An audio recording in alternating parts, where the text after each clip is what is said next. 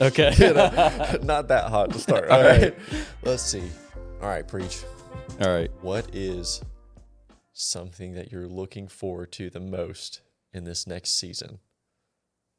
Y'all are in 2 building projects. Yes. So what are you looking forward to once these are done? The next season. That next season would look a whole lot the same as this current season does. How so? More of the same. I don't know. No, I guess what I'm most looking forward to is spending and being spent in ministry for the Lord to the people He's called me to minister. I always look forward to that. Yeah.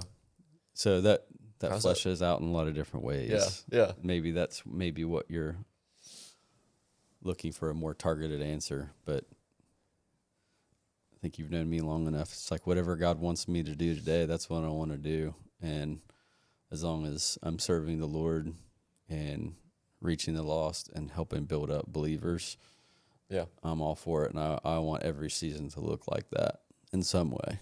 Yeah. Do you feel like the current season we're about to get like a whole therapy session right Let's here. go. Do you think that like the current season that you're in, you're being spent in, like you're having to give energy just in building projects and things like that? Like you're giving energy to things that maybe like are necessary but not preferred, I guess.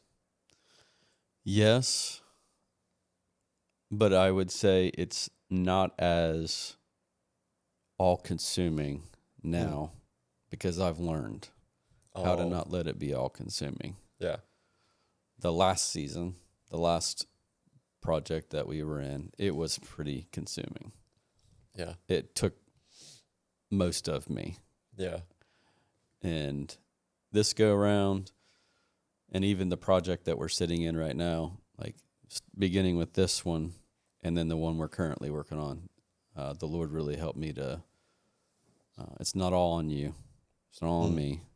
And you've learned some lessons that you wanted. I learned lessons I wanted to learn. I wanted it to kind of consume me in a sense because I wanted to learn the ropes so that I could better lead the next several projects that were going to look similar.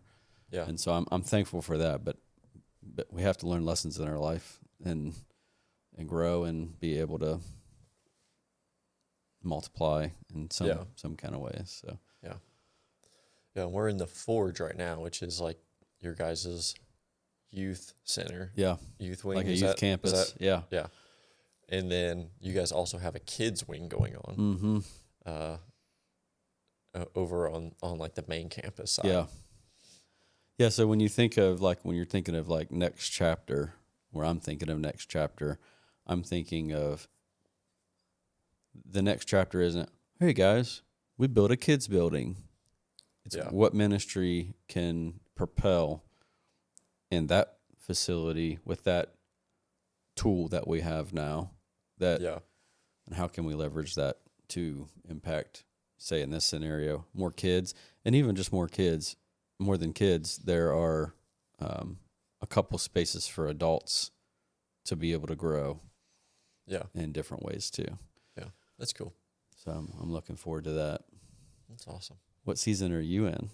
I'm just looking forward to getting out of the diaper season with babies. Honestly, I'm tired of changing diapers. But maybe in ministry, let's see, because we have 2 1-year-olds, the twins, and then Leo, which Leo's pretty much potty trained at this point. But anyway, ministry, we're just kind of in the stage right now where like everything's kind of everywhere. We're just trying to like get a foundation poured and solidified, and I feel like we're getting there, but we're not quite there yet. Yeah. And we're discipling, and we're trying to lead people to Christ and people getting baptized. And so we're just now really starting to get that foundation going. Mm-hmm. And one of the things that we're working on right now is the kids side of stuff. And so we're going to be like amping up our kids stuff. in the same Yeah. breath. But we're yeah, I'm looking forward to a season where I can like pass off some stuff, like where we've trained up some people to where I Mm-hmm. can Yeah. get some stuff off my plate so I can focus Yeah. on other things that Mm-hmm. the church really needs. Yeah. I was talking like this last Sunday. I said the Lord uses everything, but I felt like I didn't communicate my message the way that I wanted to, or the way that I Mm-hmm. felt like I could have. And we Yeah. all have those Sundays, but it was like one of those where like you're leading worship and we're setting up every week, Yeah. and I'm also like troubleshooting tech stuff and Yes. making sure that people are being greeted. And so I'm like doing 12 things at one time on Sunday to where I can't just focus on, okay, like how can I communicate this message Mm-hmm. the Yeah. best? Yes. I know those thoughts. I remember, especially when God sent you our way years ago. We were, 2 years old Yeah. ish, somewhere in there, right? Mm-hmm. And then I remember you just came and you said, just in general, like, what do you need from me? Like, big picture, like, Yeah. how can I serve this church and help this church? And I remember my answer. It's like, we need, like, all these things that are happening, they all need to begin to be organized, if you remember that. And it's Yeah. just like, that was Systems. huge. And I remember that, like, where you're at right now and how important it is to raise up people that have a heart to, one, serve the Lord, and two, to own something, take ownership, and like be invested in something that maybe they could call their baby. Yeah. They sign up to change ministry diapers. Yeah. Yeah. and they just organize it, and then see that grow and flourish. So Yeah. I remember like when I was first starting here, you would say stuff like that, like, hey, I need you to like build systems, and like we just need like an adrenaline shot, yeah, and things like that. And I remember always thinking like I don't, maybe just saying that just because like, just to give me something to do, or just like to, but looking back now, I'm like, oh, I get it, yeah, like now I really get it, what he yeah, was getting at and what he meant. And it's funny, but I think discipleship is what we're talking about today. yeah. We need to dive into church planning stuff another time too. Yeah, that's true, That would be cool. because we're both in different seasons, and going through it is way different. Like I went through it a little, but I kind of came in after Mm-hmm. the thing was already going, Yeah. and so I just came in a different season. But Right. of course, this is called the Disciples Project, Right. and discipleship is has been a core of both this church plant, our church plant, the Mount, and Faithway, which it really all began at Faithway. Yeah. I think we were maybe 3 years. No, it was either year 3 or year 4. Mhm. I can't remember. But discipleship became a very central point of Part like of our what, DNA. yeah, of what we wanted and what we were aiming for. Yeah. And so, how would you define discipleship? What does that mean, even? Do you want the short answer or the long answer, or one of each? Hey man, whatever. I don't know. Whatever. We could probably go back and forth and volley Yeah. definitions of Yeah. discipleship and have fun with that. Let's start with easy. Let's start simple. Helping somebody else follow Jesus because you've learned how to follow Jesus. Yeah. Could be one. Your turn. Start easy. We're easy now. Easy. Walking with Jesus in community. All right. I'll take that and morph it again. Yeah. we could have a lot of fun with this. Let's go with, I'll just give one more. How about life on life, transformative, biblical community Yeah. that helps yourself and others be more conformed into the image of Jesus. Yeah. I like the life on life aspect of it. Just the Yeah. thought of that. Yeah.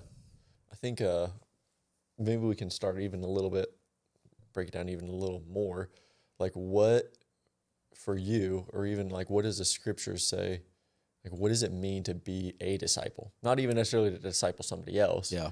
but I think Yeah. in our culture right now, like, we're so, just our culture is so biblically illiterate. Not Mm-hmm. even like just the general culture, like the Right. Christian culture is so Yeah.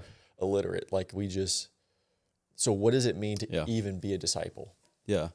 Like a learner and a follower of Jesus, let's just say. And I think the Bible makes a very clear case that if you can't deny yourself Yeah. and hate your own life also, you cannot be a disciple of Jesus. Yeah. So I think I don't think there's much gray area when it comes to that. And we can extrapolate that passage out a little bit if we wanted to, but would Yeah. you add anything? Yeah. No, I was just thinking that, like, the verse, Galatians, was it 2:20? I'm crucified with Christ, nevertheless I live. Yep. Yet not I, but Christ lives in me. And so just this idea of, like, to be a disciple is to crucify the things in your life, like the sin in your life, Mm-hmm. the things that keep you from walking further with Christ, like putting those things to death so that you can actually live the victorious life, so that you can bear fruit. And the part of bearing fruit is, like, there's pruning involved. Yeah. And I think many ways, the way that God prunes us is through community. Mm-hmm. It's through living life with other people. Yeah. And Jesus discipled 12. He Yep. discipled probably more than 12, but his Mm-hmm. main core Yeah. was the 12. One failed. and and so he spent 3 years intentionally discipling, at the end of the day, 11 people. Mm-hmm. And then even more so, the three, Yeah. James, John, and Peter. Yeah. And so it was the way that Jesus decided the church should be built. Mm-hmm. So being a disciple is crucifying the flesh, to learning, is really walking with Jesus, Mm-hmm. to learn of him. So then what would you say it looks like for discipleship? What does that actually look like? Yeah. Well, like you're saying, everything begins with, say, me, like not me, but like my relationship with Christ. Like, because you're talking about being pruned, like you have to be pruned. You have to, like, let the Lord shape you, mold you, guide you. Before that life on life thing happens, like the way the truth in the life on thing happens has to happen first. And I think that's pivotal, because a lot of people just want to have like a club, and like be the leader of a club, and that's not what discipleship is. So I think, like, at the very bare minimum, that pruning, like you said, I heard an illustration. I shared it a couple weeks ago. It was, you know how, he's the potter, we're the clay. Yeah. And there was a famous potter that was interviewed. He had sculpted this image of a person who was there, and they said, "Man, how did you mold that sculpture so well?" And he said, "I just removed the pieces that didn't look like him," which is an interesting way for somebody to say he sculpted something. Yeah. And I think when it comes to, like, at the onset, how do we begin it? And if it starts with us, the pruning has to happen. We have to let the Lord chisel things away from our lives that don't look like him. Yeah. Now, God has somebody who can be an example to somebody else. And all that pruning and all that sculpting is something that's biblically based. Yeah. And now he has somebody that, you know how Paul says, like, follow me even as I follow Christ. Yeah. Yeah. So hopefully you get that down, and then now you can begin the journey of coming alongside someone else and helping them. Granted, we're always, like, growing. We're always being sculpted. We're always being sanctified and things like that. So even coming alongside somebody else and walking with them through life, that's pruning me still. Yeah, for sure. But I think, would you add anything to just that base layer? Well, I'm curious, like, what do you mean? Because you said like God prunes even the person that is discipling. In discipleship, like we have like a graduation thing, but that discipleship never really ends. Right. Like even right now, like you're still discipling me. It looks different now. I think as you get older, there's less time. Yeah. Just like with a parent with your kids, you spend a lot more time with your kids when they're 3, 4, 5 Right. than you do when they're 20 through the rest of their lives. Yeah. And so as a disciple gets older and as that relationship develops, they need less time. But it doesn't mean that that stops. Right. It just changes a little bit. Yeah. So all of us should be discipled and should continually be discipled. But how would you say like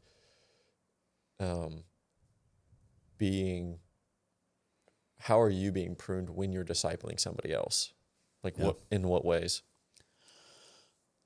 Well, let's use you and I for an example, since you brought you and I up.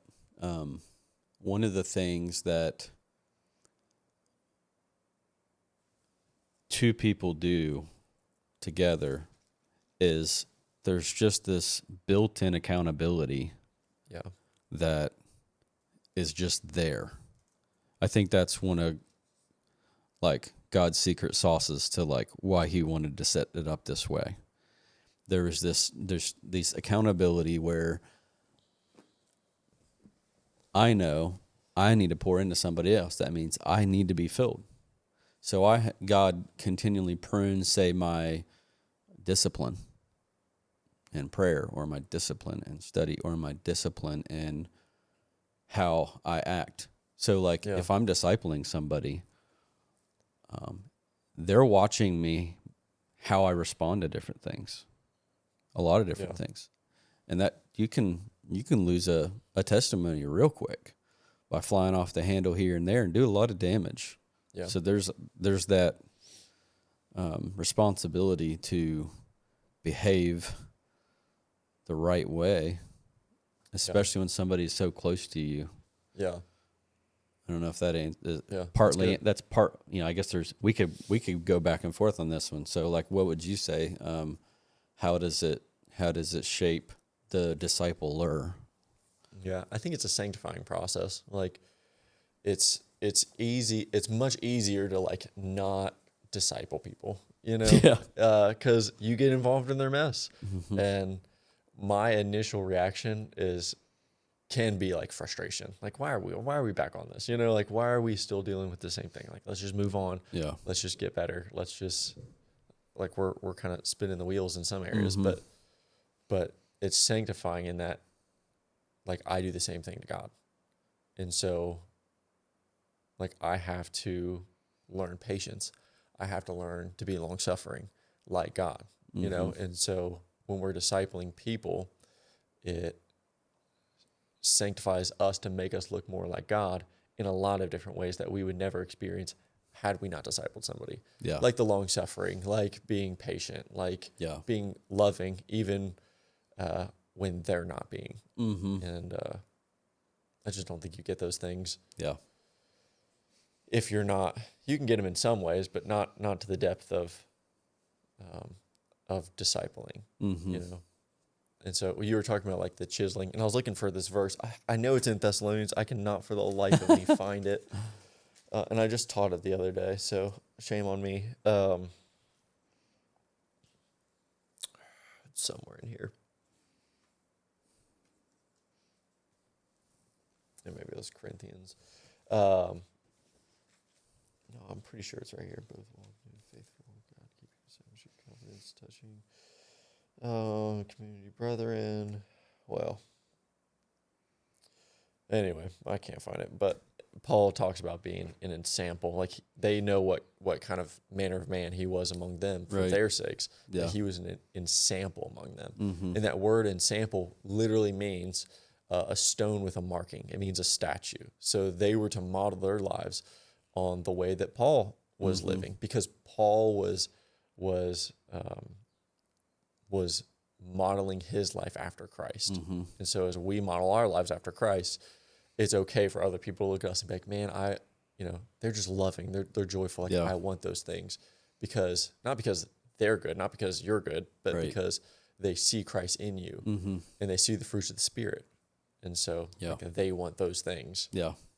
because you're modeled after Christ. It's about, discipleship is about being an example, Right. like Yeah. boil down. And you don't get that just by, I remember there was a couple that I was talking to, and I asked them if they had ever been discipled, and they're like, yeah, our church had like a 7-week discipleship class. Mm-hmm. I'm like, well, like, Cool, but yeah, that's not really discipleship. There's not much accountability yeah. in 1 hour a week, class Yeah. with 10 other people. Yeah. Do you have their phone number? Yeah, exactly. And there's just like, discipleship is and has to be life on life. It has to be, I'm observing the way they walk, the way they are pursuing Christ. Mm-hmm. I'm seeing how they bear fruit, and then I'm modeling my life in that way, And Jesus was the great example. Yeah, exactly. Great example. Yeah, there you go. I mean, they got to see it from him. And, I've heard people say we a lot of times we preach Jesus's message, but we divorce his methods. Mm-hmm. And his method of the 12 and the 3, or just all the ways that he did ministry. A lot of times we get away from that because, well, that was a long time ago. That's like how he wants it to go. That's how he set it up. That in sample, I love that. I use an illustration wherever I heard it from. I'd use it often for like salvation, but it works with discipleship too. When people are like, well, how do I know this is true, or how do I know this, or whatever. Like if there was something called a race tree, and I said, go into this forest with 1,000 different kinds of trees, go find me a race tree leaf. People have no idea what they're looking for. Yeah. But if I gave them one leaf, I said, this is a leaf off of a race tree. Now go find it. Now they have something that they can look at, and then they know it. They know what the truth is or whatever. Yeah. And I think when we live our lives like Christ and we get that base layer down, it's like what you're saying. Hey, here's the example. Now go do this. Yeah. And that was a huge problem when I first got saved. Was the church I got saved in was great. They're very evangelistic, but it kind of boiled down to Sunday morning, Wednesday, listen to preaching, and then just go live it out. And that's hard because you don't see, how do I practically live out the scriptures in my daily life? Mm-hmm. So there was no discipleship. And so I'd go to church and I'd see like these people that I assumed like, man, they got it all together. They got it figured out. They got the suit and tie. They know the words. They have scripture memorized. But I didn't see like behind the curtain. I didn't see like, oh, none of us have this figured out. We're all just trying to seek Christ together. And so I'm going home thinking I'm failing because I'm constantly stumbling. Yeah. But I didn't have anyone to walk through life with me to say, like, this is how you follow Jesus every day. Yeah. And there is the way someone learns to have a godly marriage isn't by hearing a message on having a godly marriage. Maybe you'll get some help from it, and maybe it'll help in some ways or convict you. And the Spirit uses those things. But the way that you learn to have a godly marriage or raise godly children is by being discipled by someone who has a godly marriage, who has raised godly children. Yeah. And because you see, like if I we spent 7-8 years in ministry together and spending a lot of time together, like the way that you and Emily do your guys' marriage is, we learn so much from our marriage is based on the way we saw you guys love Christ and love each other and care for one another. And so we came in with a really strong foundation because we had already subconsciously, like, it's not like we were asking you these things. Like we just were subconsciously being discipled in those things Yeah. by watching your guys' lives. Mm-hmm. And man, it's been a huge blessing to us. But again, it's like when you're frustrated and maybe Emily said something or you said something to Emily, Yeah. and like, but I would be able to see, oh, this is how he responded. Like Yeah. he allowed the Lord to, he crucified his flesh where I Yeah. wanted to respond like this. I wanted Yeah. to respond angrily, but I'm going to crucify my flesh and love my wife. Right. And so I was able to see those things. And that's what discipleship is. It's Yeah. seeing scriptures practically played out in their lives. And the only way that that can happen is by relationship Yeah. and constant connection. Yeah. It can't just be, here's what the Bible says. It has to be that in watching. I think too of we can let's zoom out just a little bit and then we'll zoom right back into this because it came into my mind. If you grew up without a dad at home, you never saw that example. Yeah. When you become a dad, you really struggle. Yeah. Because you never got to see that example in your life. And I have had several people through the years come to me and be like, I don't know how to be a dad. I'm going to try. And ultimately, all of us probably like, yeah, none of us have it figured out. Yeah. But you know what I'm saying? Like when people have those moments when they could learn and see and experience life on life, that really helps them grow and propel in their life. So when it comes down to in the discipleship world too, just like you're saying, another word is cool because like you took the thought right out of the word I had on the end of my mouth, which was vulnerability. I think you said, how did you grow? How do you grow as the discipler? How does God prune, say, the one discipling somebody else? Well, because there's accountability, there's also going to be vulnerability because it's not just you helping them for a long while get through their hard stuff. We all have hard stuff. Yeah, exactly. And you being vulnerable enough to say, or you could say humble enough to say, I need Jesus just as much today as I did the day I got saved. I mean, I need him just as much today in my marriage as I did the day I got married. You know what I'm saying? And that when you have someone alongside of you that is seeing that, just to piggyback on what you're saying, they might not feel like a failure. Yeah, exactly. If they know like, oh, okay, this is normal. Yeah. Like to actually deal with this kind of stuff or these thoughts. Yeah. Yeah, I agree 100%.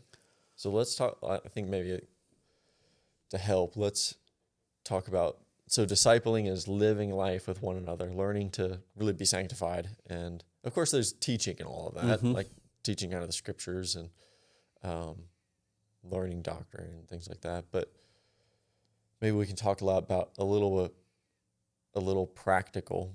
How do you identify a person that maybe you've been discipled?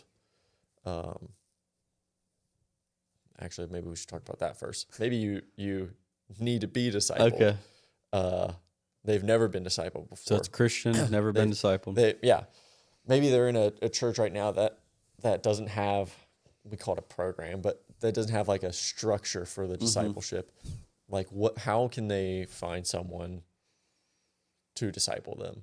Yeah. Right? Because we have the luxury of like, if someone wants to be discipled, they just go up to you or they go up to John or they not me anymore, but in our church, they'll go up to me and like, they'll ask like, hey, I want to be discipled. Who can I get plugged in with? Yeah. But if your church doesn't have a function like that, I always like the thought, discipleship isn't a ministry in the church. It's a ministry of the church. And you don't have to, it doesn't have to be on the website. Yeah. It doesn't have to be announced.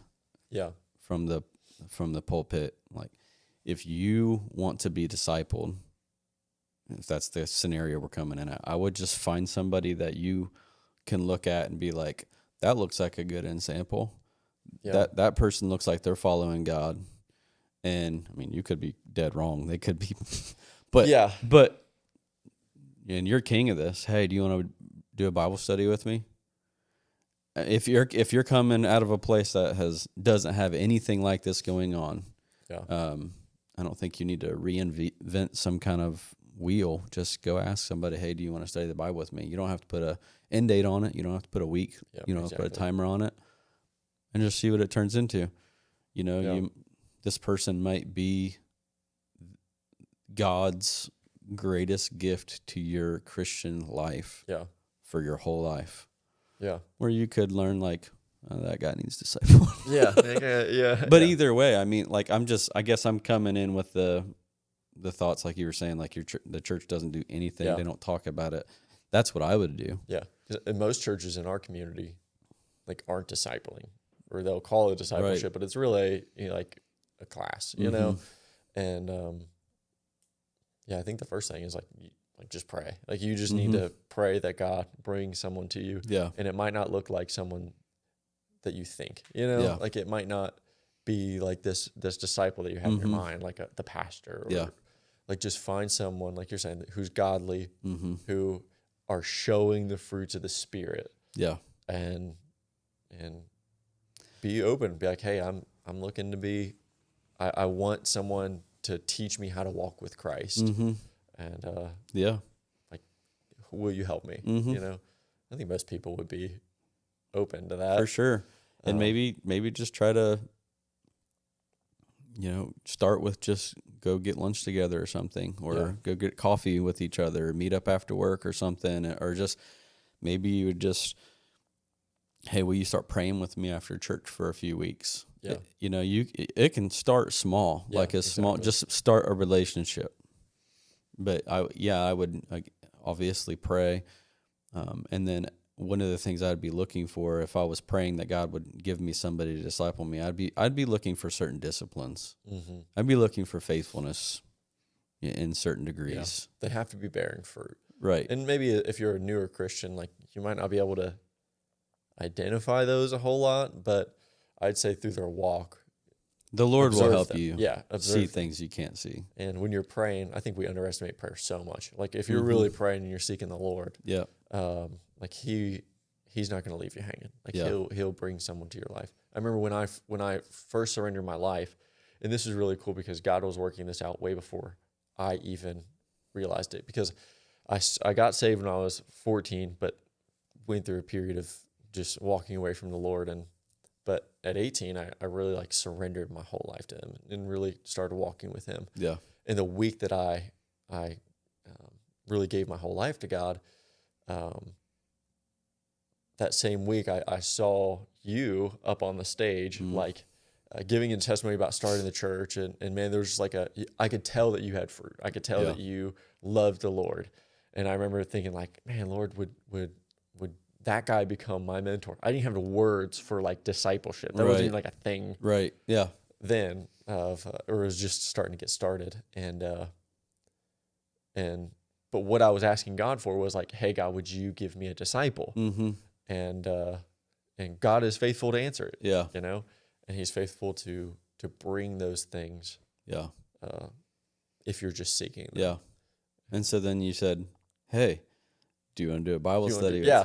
With me? Yeah. I mean, and we always, like, sometimes we sit around and wait for someone to come ask us. Like, well, if someone asked me to be, but no, like, you need to be the one to. Yes. You're the bucket. Exactly. They're the well. Yep. You go take your bucket over there. Yeah. Yeah. Like, stop waiting on everything to happen and go and make it happen and ask and seek those things. Yeah. So on the other end, on one of the key verses that we use, maybe you're looking to disciple somebody and you're kind of questioning on who you should disciple. I think 2 Timothy 2:2 gives a really good parameter. It says, these things which thou hast heard of me among many witnesses, the same commit thou to faithful men who shall be able to teach others also. Yeah. And then I have some thoughts after that. But I think when you're trying to identify someone to disciple, because we're all called to discipleship. No one gets an exemption from this. You're either obeying God by being discipled and discipling, Yeah. or you're disobeying God by not doing those things. Mm-hmm. You're being a Sunday attender, you're being a spectator, Yeah. a Consumer. consumer, yeah. And that is not what God called any of us to. Right. So I think when you're trying to identify, like, man, who can I disciple? Who should I disciple? Mm-hmm. You're looking for someone that's faithful. Yeah. So what does it mean to be faithful? Like, what are the things that you're looking for Yeah. when you're saying, who am I going to disciple next? Yeah. When I think of faithful, especially because you don't live with these people, you don't know the ins and outs of their every thought because you're not God. That's why I come back to the word disciplines. I'm looking for people that have certain disciplines in their life. Like, let's just say, faithful church attendants, let's just say. Yeah. They love being around other people in Christ. They love being around brothers and sisters in Christ. So there's a big plus because they like being around a believer. And here you are, a believer. Yeah. And there they are. They like to be around believers. So there's one. And like we've just mentioned, I think it shows your faithfulness if you do seem like you're seeking more. So I'd be looking for somebody who just seems hungry, wants more. Maybe they're in all the Bible studies. They want to do this and they want to do that. Maybe that's the person that's like, okay, if we could get together, maybe God can really zero you in on like what He wants for you in your life, with some clear direction, kind of thing. So I would look at some things like that. I'm not scared to rough around the edges. Yeah, for sure. Just somebody who has got some disciplines in their life and seems hungry, I think is there. When I went to this big church in Nashville back in 2017, when we started really getting into discipleship at Faithway, one of their strategies was pick people out of Sunday school. That was just a thought that they had, and that showed their faithfulness. Not only do they come regularly, but they come to all the services. Yeah. So that was something that they really encouraged people to look for. So that's another thought that they had taught. That's good. And I think that's good to. Are they even attending? Are they consistent in church attendance? Yeah. If they're kind of hit or miss and we're in or out, unless the Lord is like really pulling you to this person, be wise, because truth is we only got so much time on this earth, and I don't want to be giving my time to a bunch of people who are going to waste it. And that sounds bad, but unless the Lord has really called me to for a purpose to walk with this person this season, like if I'm going to be spending a lot of time with this person, I want to make sure that they're going to be faithful with the time that I'm pouring into them. Yeah. I don't want to cast my pearl before the swine or like the bucket thing. I don't want to have a bucket with a bunch of holes in it, that aren't at all faithful. And what you and I are talking about, when you and I are talking about discipleship, we're talking about a longer term time span. Yeah. We're probably talking about 12 to 18 months or so. At least, yeah.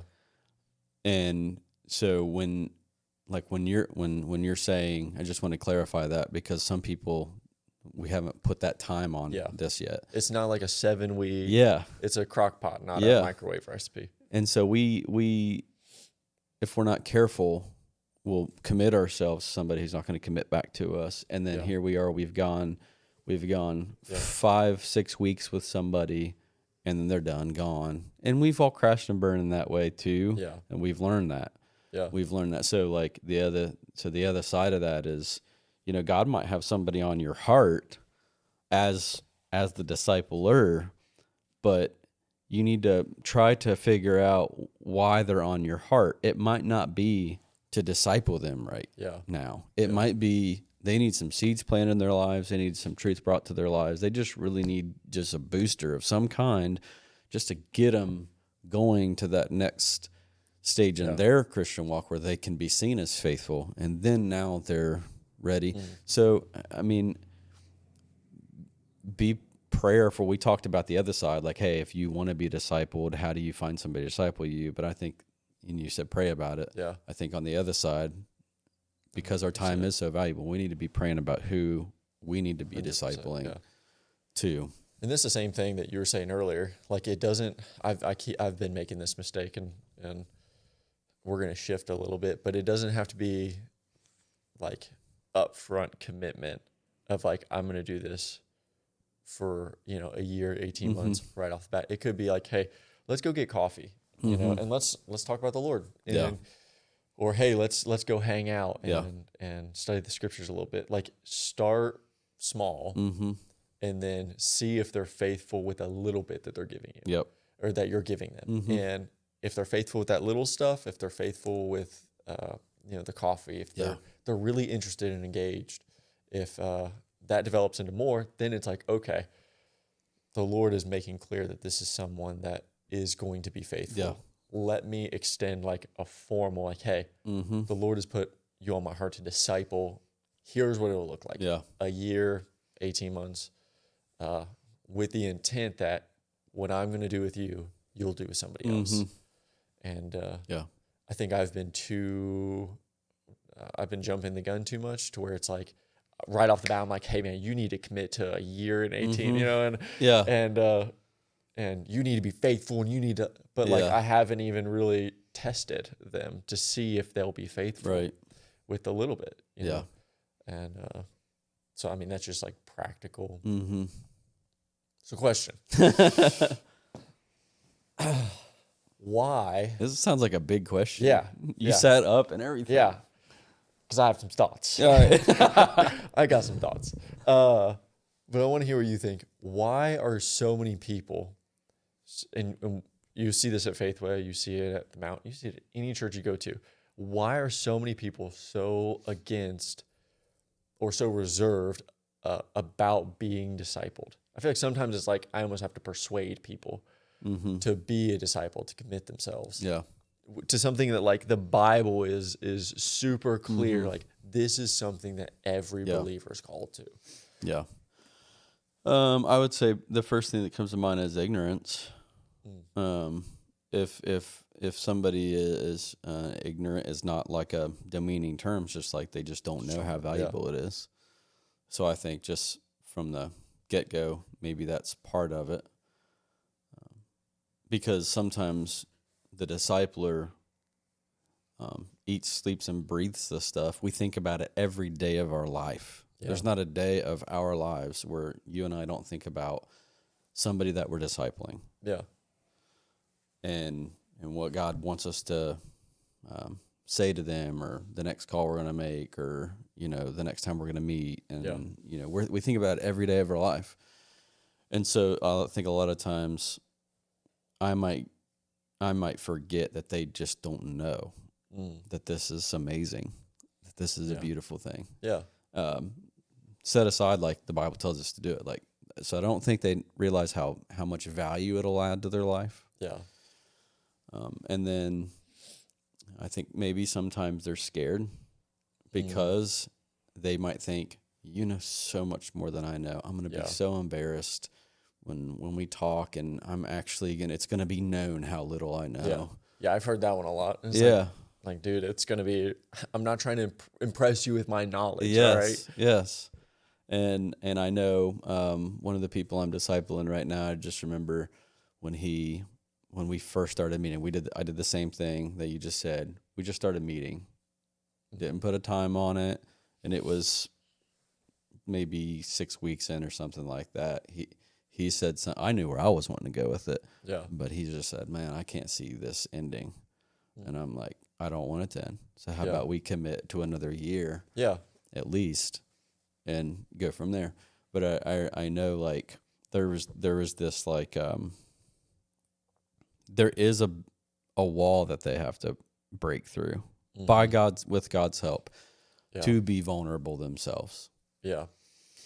And any way that we can communicate that more clearly, like, hey, you're normal. Yeah.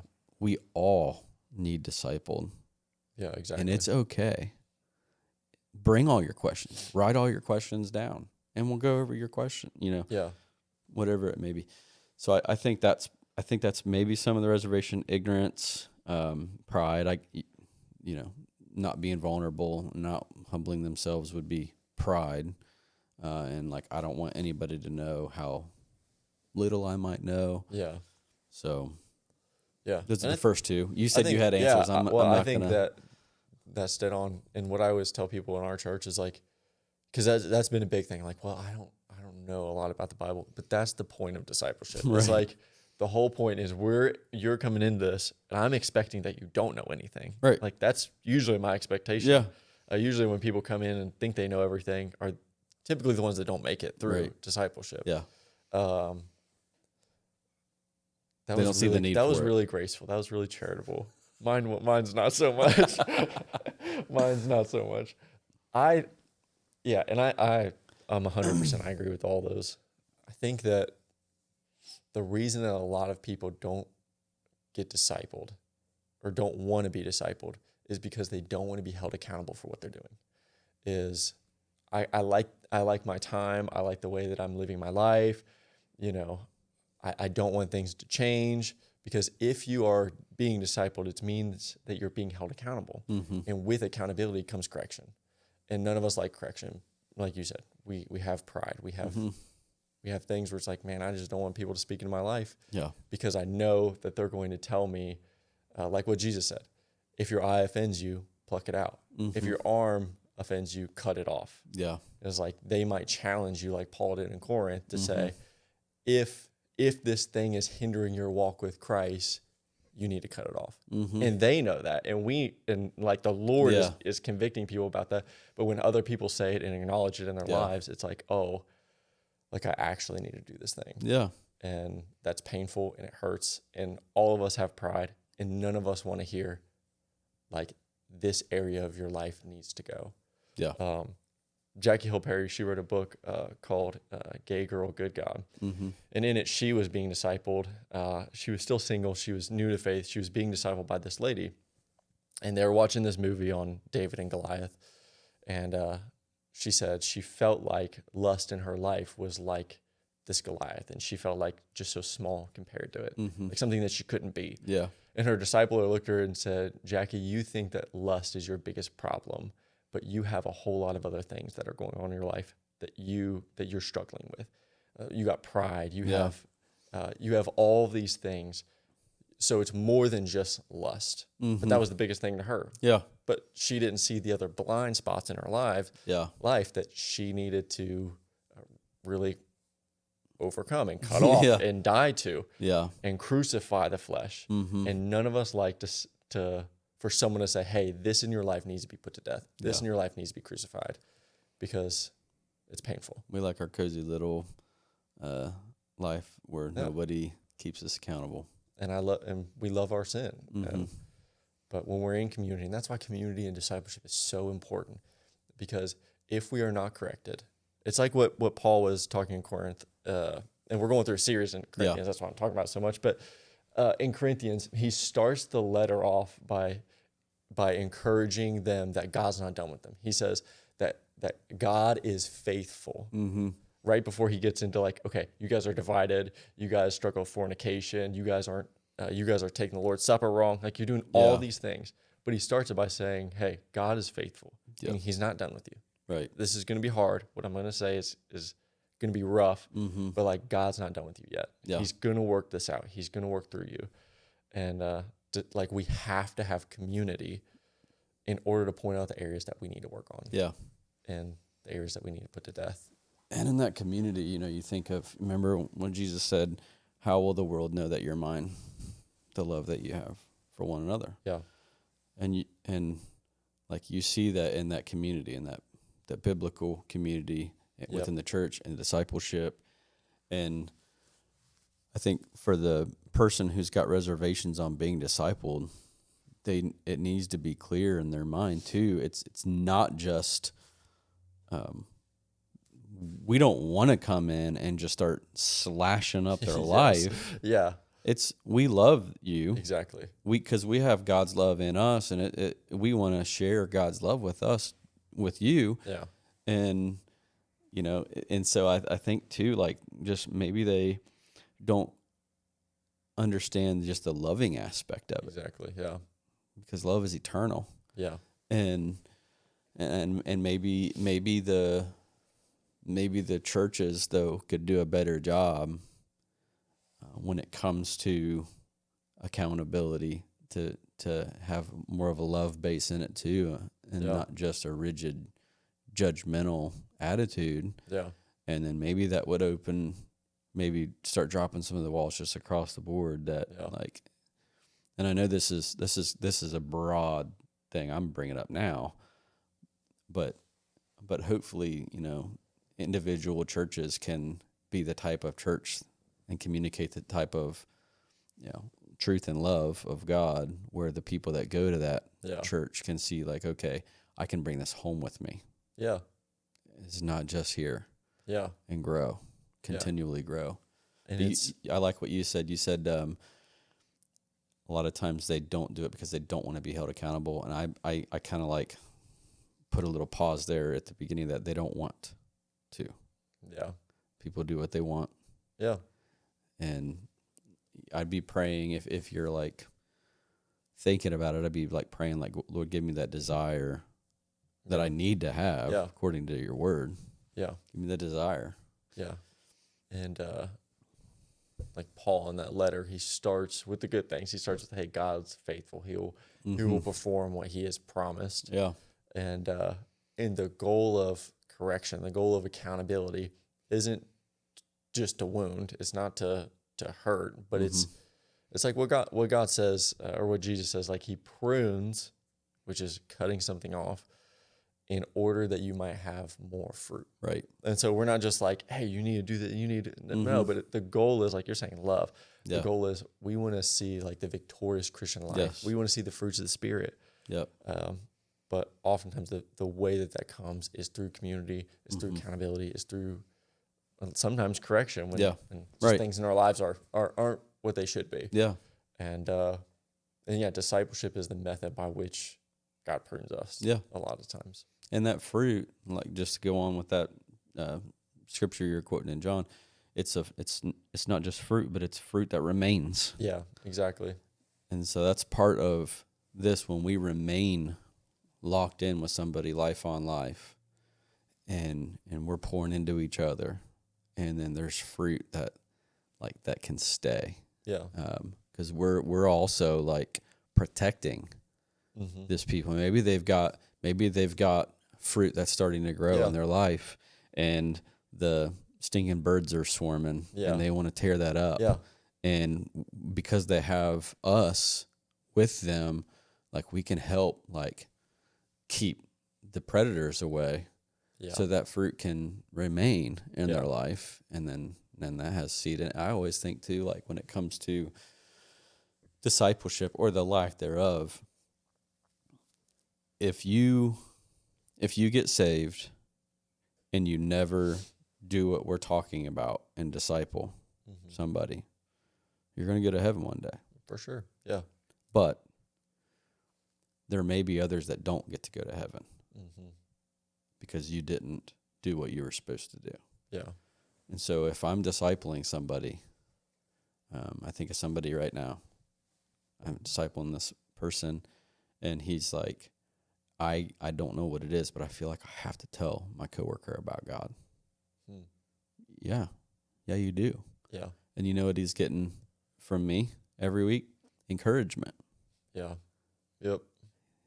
Encouragement. And then the next time we meet, it comes back with the accountability. Hey, did you get to talk to that person? Yeah, exactly. I mean, and you think of the people that will be in heaven one day because people actually followed God's simple plan and his methods. It's going to be awesome. Yeah. And two things to add to that. We, the first thing you were talking about with, it's slipping out of my brain now. Lord must not want me to say it. It's gone. It might come back. Oh, talking about walking life on life with people and Jesus said, like that encouragement that like someone's in your corner, where Jesus is about to go be crucified, and Peter's about to go through this trial. Mm-hmm. Of course, as the disciples, sometimes we can see like, oh, they're about to go through a season here. Yeah.